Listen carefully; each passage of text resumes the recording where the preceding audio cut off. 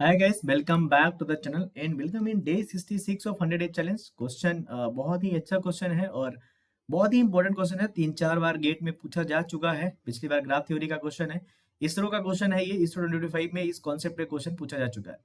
ठीक है, क्वेश्चन पढ़ते हैं और क्वेश्चन सॉल्व करते हैं। डे 65 तक हमने ऑलरेडी कवर कर लिया है। So let's see day 66।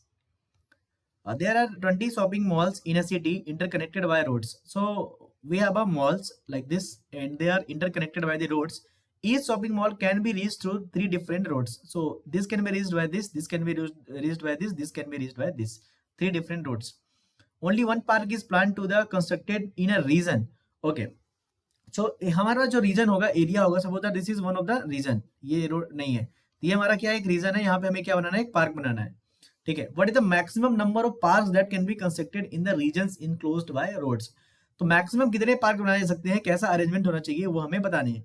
तो जो डेटा हमारे पास दिया हुआ है उसको देख लेते हैं और क्या अप्लाई कर सकते हैं वो देखते हैं। ठीक है, तो यहाँ पे हमारे पास शॉपिंग मॉल्स को अगर देखो आप, अगर एक शॉपिंग मॉल है, ये 3 तरीके से जाया जा सकता है। ठीक है, और एक शॉपिंग मॉल ये है, ये 3 तरीके से जा सकता है। ये शॉपिंग मॉल ये है, 3 तरीके से जा सकता है। सपोज दैट ये एक रोड हो गया, ये एक रोड हो गया, ये एक रोड हो गया। ठीक है, ऐसा रोड है। ठीक है, 3 तरीके से। तो यहाँ पे देखो, ये हमारा क्या हो गया, ये रीजन हो गया। इसको हम बोल सकते हैं फेस ऑफ द ग्राफ, इसको बोल सकते हैं नोड ऑफ द ग्राफ, इसको बोल सकते हैं edge of the graph. Are you getting it?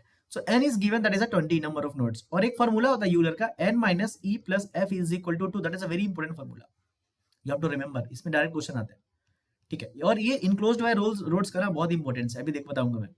Now each shopping mall can be reach through 3 different roads. मतलब हर एक नोड, हर एक जो नोड है, जो मैंने n माना, उसकी डिग्री कितनी है, 3 है। और हमें पता है सम ऑफ डिग्री जो होता है, सम ऑफ डिग्री जो होता है, डिग्री वो होता है 2e। और हमारे पास सम कितना हो जाएगा, 3 plus 3 plus 3 up to 20 times is equal to 2e।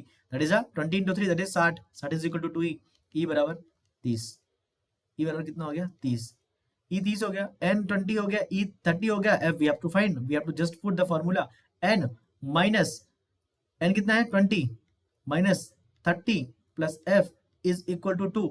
f की वैल्यू कितनी है यहाँ से, अगर आप कैलकुलेट करोगे 12। Okay, directly you can tick the 12 answer, no. That is a important thing.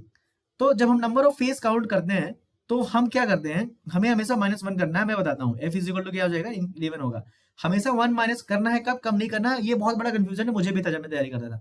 तो जब भी हमें रीजन्स इनक्लोज्ड बाय रोड्स पूछता है, इनक्लोज्ड पूछता है, एम्बेडेड पूछता है, तो हमें एक माइनस करके बताना है। देखो, अगर मान लो आपके पास एक ऐसा ग्राफ है, ऐसा ग्राफ है, एक ऐसा ग्राफ है। ठीक है, ऐसा ग्राफ है, सपोज दैट।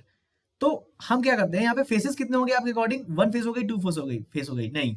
इस पर्टिकुलर बाहर वाली फेस को भी हम एक फेस मानते हैं, तो हमारे पास 3 फेसेस होती हैं। लेकिन यहाँ पे हमारे पास पूछा है कि इनक्लोज्ड कितनी है। इनक्लोज्ड यहाँ पे कितनी है, 2 है, ये और ये। तो जो हमारा आंसर आया होगा, ये वाला भी काउंट हुआ होगा, इसलिए हम एक क्या कर देंगे, माइनस कर देंगे। मतलब क्या है कि हमारी जो लिमिट थी, एक हमारा घर है, देखो हमारा एक घर है, हमारे पास 2 कमरे घर है। ठीक है, 2 कमरे घर है। इसका मतलब ये नहीं कि बाहर कुछ जगह नहीं है, बाहर भी तो एक फेस हो गई, ये एक 1 हो गया, ये 2 हो गया। ब्रह्मांड का जितना भी बाहर का चीज है वो कितना हो गया, तीसरा फेस हो गया। लेकिन वो इनक्लोज नहीं है, इसलिए हमें 12 में से 1 माइनस करना पड़ेगा और 11 will be the answer. That's why they have given both the answer, 12 and 11 both. I hope you got it. Okay, so this is day 66, जहां पे इसरो का क्वेश्चन हमने सॉल्व किया, प्रीवियस ईयर क्वेश्चन और ग्राफ थ्योरी पे। Day 67 पे हमारा last question आएगा, जो आएगा डिस्क्रीट मैथमेटिक्स पे। Then will solve engineering mathematics 3 to 4 questions, then we'll move to the digital logic. Thanks for watching.